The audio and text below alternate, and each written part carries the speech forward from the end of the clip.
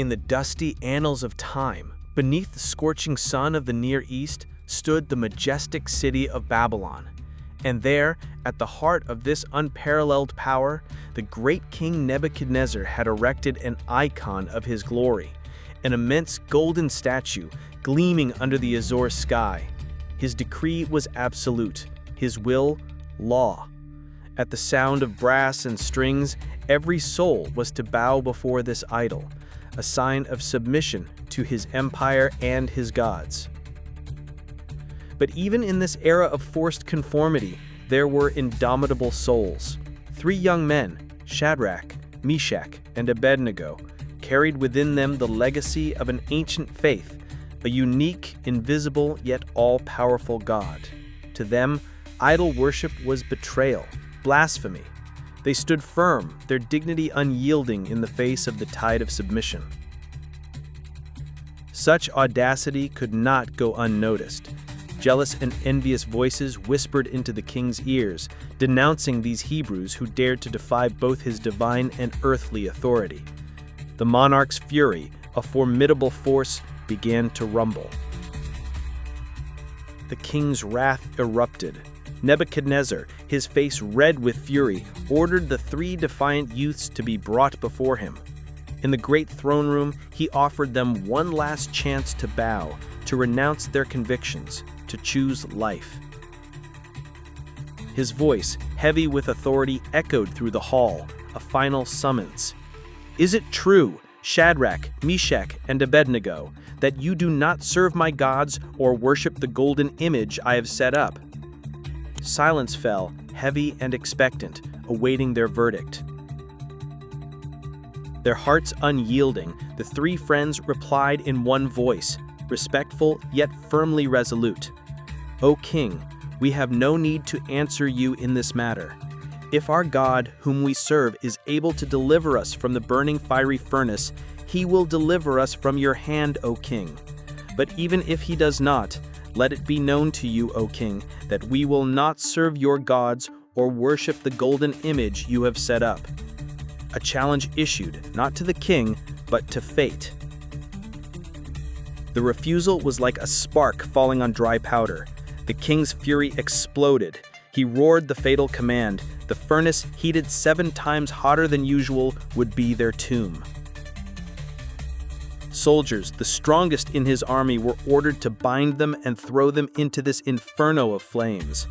Their hands trembled at the thought of such heat, but the king's command was implacable.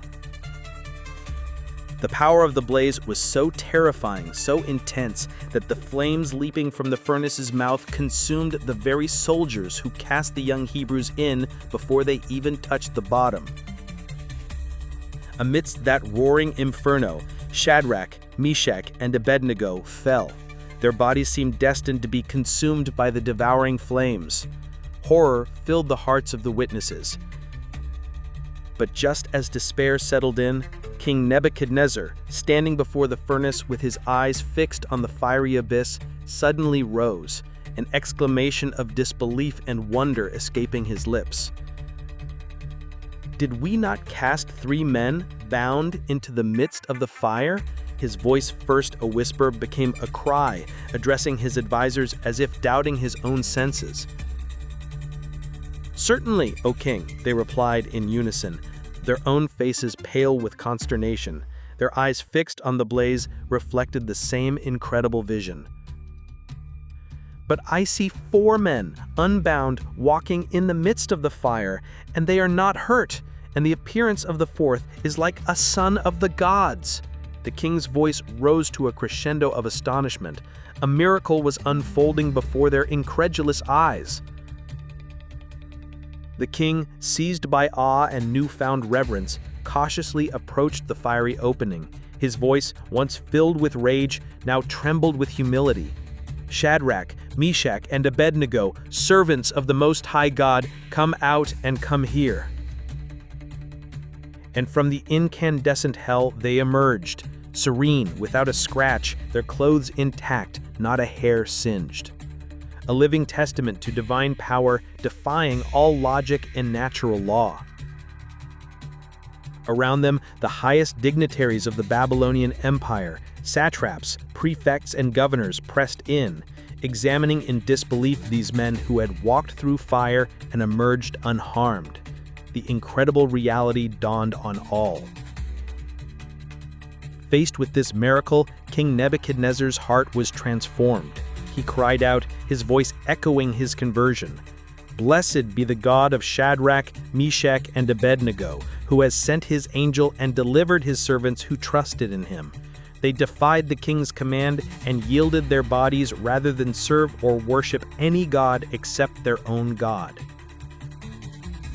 And so, a new decree was proclaimed, no longer of submission, but of reverence for the Most High God. Anyone who dared to profane his name would be punished, for no other god could deliver in such a way.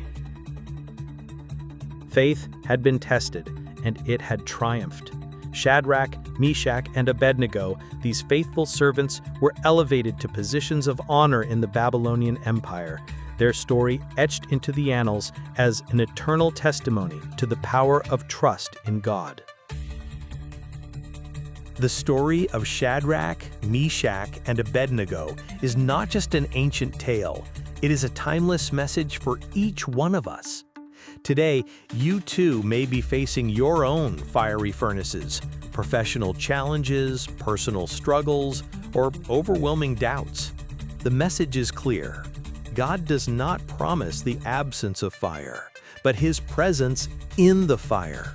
He does not always guarantee a path without obstacles, but He assures you of His companionship, His strength, and His protection right in the midst of your trials.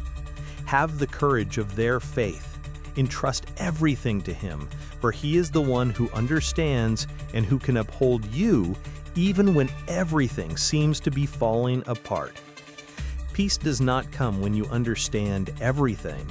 It comes when you entrust everything to the one who understands all.